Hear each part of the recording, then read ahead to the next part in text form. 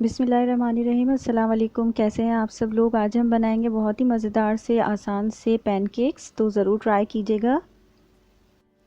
Pancakes बनाने के लिए हम सबसे पहले एक अंडा ले रहे हैं। अंडा ये रूम टेम्परेचर के ऊपर है और ये मीडियम साइज़ का एक एग है। इसके साथ ही हम इसके अंदर 2 टेबल स्पून शक्कर शामिल करेंगे। मैंने यहाँ पर ब्राउन शुगर शामिल की है, लेकिन आप चाहें तो नॉर्मल शुगर शामिल कर सकते हैं। और ब्राउन शुगर शामिल करने से थोड़ा सा इसका कलर डार्क हो जाता है। साथ ही हम इसके अंदर 1/4 टीस्पून वनीला एसेंस शामिल करेंगे और इन तमाम चीज़ों को बहुत अच्छे तरीके से 3 से 4 मिनट तक मिक्स करेंगे, बीट करेंगे। मैं हैंड विस्क इस्तेमाल कर रही हूँ, तो 3 से 4 मिनट तक मैं इससे बीट करूँगी। इसे इस तरह से फ्लफ़ी सा और झाग वाला हो जाएगा। इसके बाद हम इसके अंदर बटर शामिल करेंगे। मेल्टेड बटर है ये 1 टेबल स्पून के करीब। और इसके साथ ही हम इसके अंदर दूध शामिल कर देंगे। ये भी रूम टेम्परेचर पर है और आधा कप है। इन तमाम चीज़ों को भी हल्का सा मिक्स कर लेंगे। और इसके बाद फिर हम इसके अंदर मज़ीद दूसरी चीज़ें शामिल करेंगे। आप ब्लेंडर में डालकर भी इन तमाम चीज़ों को एक दफ़ा ब्लेंड कर सकते हैं, या इलेक्ट्रिक बीटर से भी इसे आप बीट कर सकते हैं। इसके साथ ही मैं इसके अंदर 1 टीस्पून बेकिंग पाउडर शामिल कर रही हूँ और 1/8 टीस्पून के करीब सॉल्ट शामिल किया है मैंने, बिल्कुल थोड़ा सा 2 चुटकी के करीब है।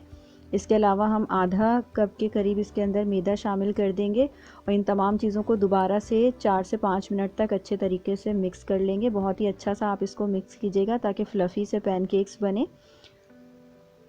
तो मैं इसको दोबारा से मिक्स कर रही हूँ इस तरह से।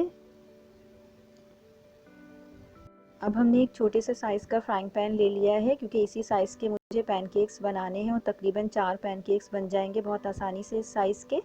तो आप बड़े साइज़ का फ्राइंग पैन भी ले सकते हैं, लेकिन उसमें आप तकरीबन एक जैसी मकदार में ये बैटर ऐड कीजिएगा तो बिल्कुल बराबर बराबर बनेंगे। मैंने 1/4 कप से थोड़ा सा ज़्यादा बैटर ले लिया है इसमें। हमारा फ्राइंग पैन थोड़ा सा छोटा है, इसलिए हमने छोटे साइज़ का स्टोव इसके लिए यूज़ किया है।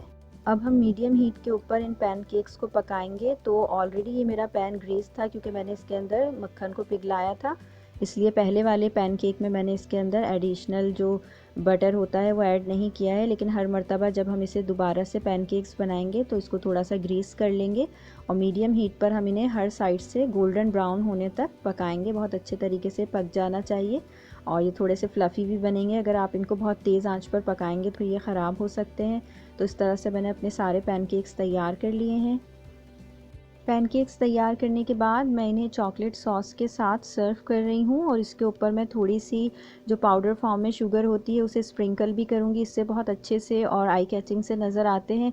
इस तरह से ये हमारे बहुत ही आसान से पैनकेक्स रेडी हो गए हैं, जो आप शाम की चाय के साथ इंजॉय कर सकते हैं। अगर ये रेसिपी आपको पसंद आई हो तो ज़रूर लाइक और शेयर कीजिएगा, और मेरे चैनल पर अगर आप फ़र्स्ट टाइम आए हैं तो सब्सक्राइब कर लीजिएगा। आप मुझे ट्विटर, इंस्टाग्राम और फेसबुक पर भी फॉलो कर सकते हैं। अपना बहुत ख्याल रखिएगा। नेक्स्ट वीडियो तक के लिए अल्लाह हाफिज़।